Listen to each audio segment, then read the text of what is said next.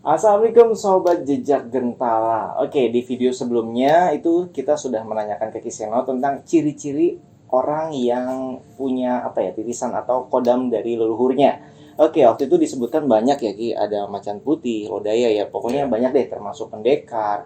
Nah, yang sekarang saya ingin tanyakan itu jadi ada berapa macam sih Ki, kodam-kodam itu, jadi ada berapa lah gitu kodam-kodam tersebut, saya kan nggak paham jadi saya tanya langsung ke Kisenonya.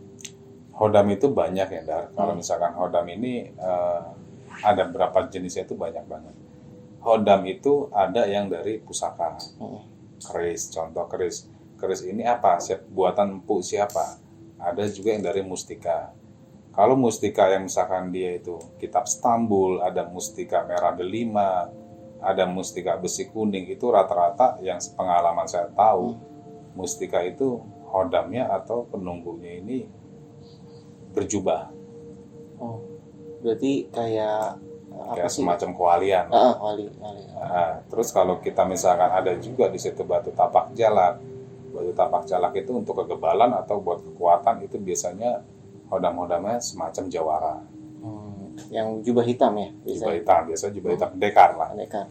Terus kalau golok, kalau misalkan golok ini banyak juga golok-golok yang memang zaman dulunya untuk perang gitu, yang artinya diisi, karena bahannya biasanya kalau untuk zaman-zaman dulu itu kan besi campuran metal, itu udah pasti berhodam gitu, itu pun dia jawara dan pendekar. Kalau untuk perah macan putih ada macan putih, ada macan kumbang, terus macan siliwangi, itu biasanya untuk penjagaan. Jadi kayak gini, gue pernah dulu ya punya guru, dia rumah ini ya lumayan orang ada lah guru gue ini. Terus rumahnya ditinggal. Begitu rumahnya ditinggal tuh ada maling masuk. Maling itu ya ketakutan aja, lari-lari jadi sekitaran rumah itu ngeliat macan. Nggak bisa keluar dari area pagar. Akhirnya sampai guru gue ini pagi-pagi nemuin maling itu masih muter. Tapi dia nggak diapa-apain maling itu, cuma maling itu disuruh masuk, dikasih makan, dikasih minum, kasih kopi, kasih duit gitu, kasih duit. Terus tujuannya ini mau apa? Jadi bilang mau ambil barang, tapi nggak bisa keluar dari sini. Akhirnya disuruh tobat dari situ maling itu pun jadi murid dia. Oh, itu di mana Ki? Daerah mana Ki? Waktu itu daerah Tasik. Kayaknya saya mau mampir ke sana Ki, saya lagi butuh duit. Boleh. Mau maling dulu gitu. Maling dulu. Biar kasih duit. Oke, terus apa lagi Ki selain itu? Ya banyak. Kayak ular.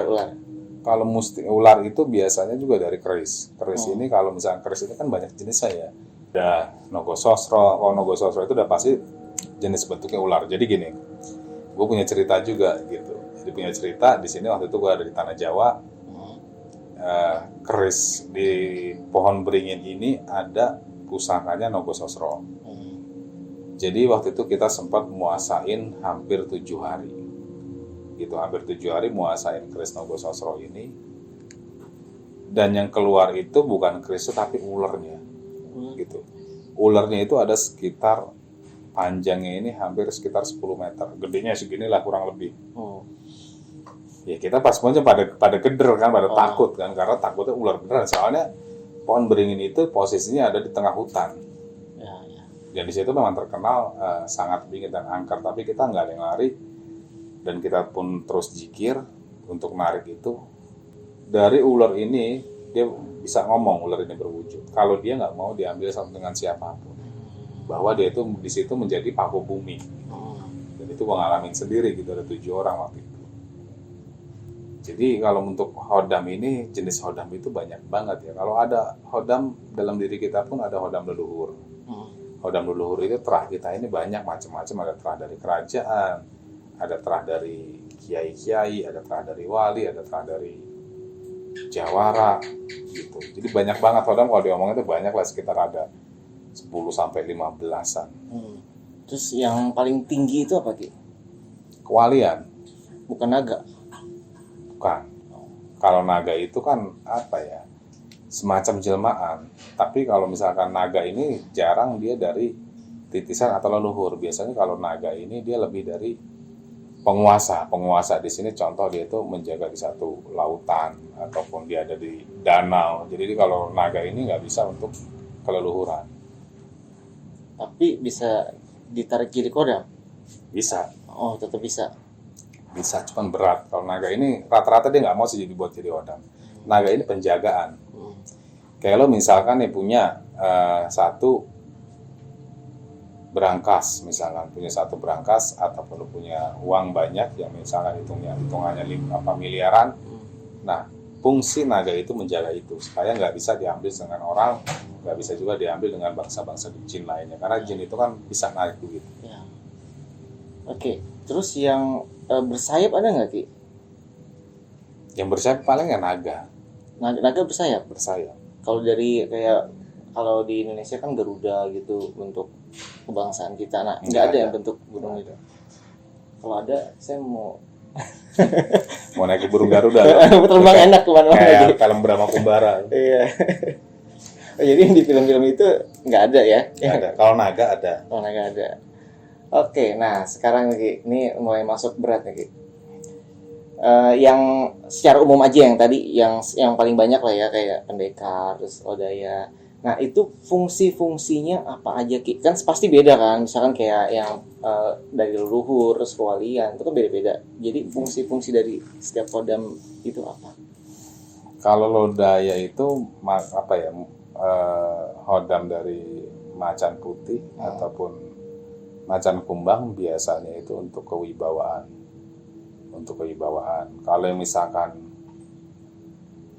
bisa juga untuk penjagaan. Penjagaan ini badan juga bisa, ke rumah juga bisa. Kalau yang misalkan dia ular biasanya untuk perang sih, kalau zaman-zaman dulu untuk perang. Manfaatnya dari ular, apakah dia jadi kebal gitu? Bisa kekebalan, bisa juga dia racun. Oh, jadi misalkan kesayat dikit aja itu bisa racun, bisa karena busuk gitu. Secara nggak langsung itu semua keris itu kalau zaman-zaman dulu itu bukan artinya dia berhodam atau nggak berhodam, itu ada racunnya. Cuman biar lebih mantap lagi atau lebih sakral lagi, biar lebih kenanya langsung lewat, itu biasa ada hodamnya. Terus kalau yang pendekar gitu, fungsinya? Pendekar itu paling buat kanuragan atau kedugalan. Jadi buat jago-jago di jalan ribut-ribut. Jadi senggol bacok gitu. Kayaknya. Senggol bacok. Oke. Jadi panasan deh, kalau Jawara itu lebih ke gampang emosi, kesulut emosi. Kalau yang bentuknya itu kewalian tadi, Ki, manfaatnya apa? Kalau kewalian dia lebih mengajarkan tentang akhlak ya, tentang adab, tentang ilmu keagamaan. Dia biasanya mengajarkan, kalau orang-orang di pesantren itu dia lebih banyak mengajarkan tentang ilmu pengkajian dari Al-Quran, biasanya gitu. Jadi kalau kewalian ini biasanya punya pendamping kewalian ini, dia lebih banyak orang-orang yang siar agama. Kenapa Kisano suaranya jadi pelan, Ki, membahas si kodam kewalian, Ki? Apa dia datang, Ki? Dia kayaknya mulai ada kontak nih. Disuruh pelan-pelan gitu. Suruh pelan-pelan ngomongnya. Oh, mungkin dulunya kodam harimau itu banyak karena memang orang-orang tua kita yang di kampung itu kan biasanya punya tanah berhektar-hektar gitu ya, Ki ya. Mungkin untuk penjagaan juga biar ya nggak dimakan sama babi liar, biasanya gitu hewan liar ya. Kalau daerah ada sih daerah Sumatera ya. Itu rata-rata mana dibuat di kebun. Buat di kebun, dia punya ladang berapa hektar ditaruh di sana. Terus kalau misalkan hodam-hodam leluhur itu biasanya kalau misalkan yang dia punya, kalau untuk daerah Sumatera beda dengan Jawa ya, dia biasanya setiap kali malam Jumat atau malam Jumat Kliwon dia datang itu garuk-garuk tembok dan dia minta makan. Oh, itu si macannya tadi? Dan makannya itu biasanya dikasih kembang 7 rupa sama telur ayam kampung. Nah, cara ngasih makannya gimana? Itu kan nggak kelihatan. Jadi siapin aja, nanti hilang. Oh, hilang dimakan tetangga gitu enggak ya? Enggak. Paling biasanya Hendar yang makan deh. itu jadi inget ini, masih kecil kan kuburan Cina suka ada makanan enak-enak tuh ya. Sajen. Nah itu comot-comotin tuh nggak apa-apa, Ki? Nggak apa-apa. Kali kesurupan besoknya ada yang nyariin. Itu kelakuan masih kecil ya, itu jangan ditiru. Oke, Ki, mungkin ini jadi penutup acara, asik acara. Jadi kalau yang Kisano lihat, saya punya kodam apa, Ki? Hancur. Enggak, saya nggak punya kodam Ki. Maksudnya kali gitu ada, mungkin ada dari turunan leluhur gitu. Ya, jadi turunan leluhur ini ada ya. Karena kan sempat Endar datang ke sini kan merasa dirinya mau gila gitu. Atau dia suka ngelihat sukmanya kadang mau keluar ya. Mungkin jangan takutnya halu juga gitu. Cuman kalau untuk kodam keleluhuran ini ada dari kakek.